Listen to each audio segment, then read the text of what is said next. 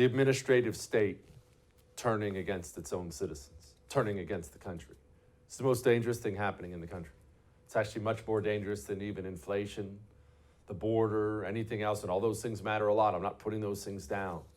But the administrative state of this country turning its guns against the right and becoming the shield of the Democratic Party is something that is going to lead to things that I can't even tell you about. You want to know where it leads? Go look at other despotic regimes from East Germany to the Soviet Union to so many more I could name, and go take a look at who was actually doing all the murderous things. It was never that dictator in charge. He always had a federal police arm who would handle his business for him. If you have a federal police arm that is now the weaponized arm of the Democratic Party, you are in a country that is in dire, dire straits right now. The January 6th sham idiocy committee is still going on. I have no idea what they still think they're getting out of this. Maybe they think they're intimidating their political opponents. I mean, who wouldn't be intimidated?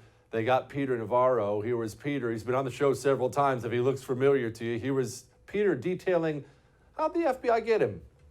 Instead of coming to my door where I live, which, by the way, is right next to the FBI, instead of calling me and say, hey, we need you down at court, we've got a warrant for you, I would have gladly come. What did they do?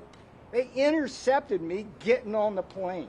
And then they put me in handcuffs, they bring me here, they put me in leg irons, they stick me in a cell. By the way, just historical note, I was in John Hinckley's cell. They seem to think that that was like an important historical note, okay? That's punitive. That what they did to me today violated the Constitution. Of course, he's right. Well, why do that then? Why go take him down on an airplane? They know what'll happen, right? Every single person will pull out their cell phone, they'll start recording it, and they know what'll happen. That's embarrassing for him. That's why they did it. This is the Federal Bureau of Investigation doing things purposely to intimidate enemies of the Democratic Party. I mean, we all remember Hillary Clinton's lawyer, Michael Sussman, just got off scot-free last week for lying to the FBI. No big deal. No charges pressed.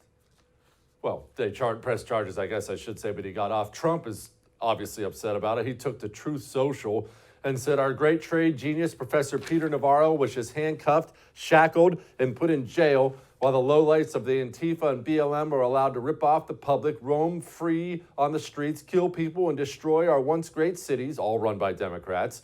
When will this end? The American people will not stand for it much longer.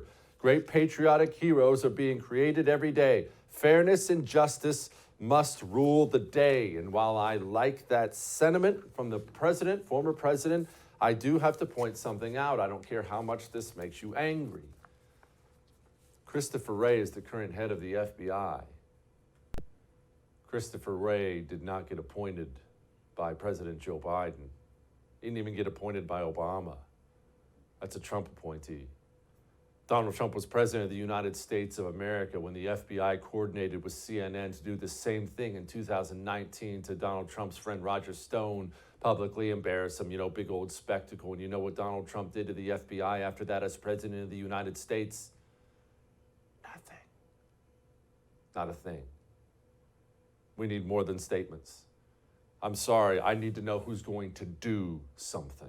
A public declaration of complaining about things is no longer doing something. We do something about this administrative arm or we are finished.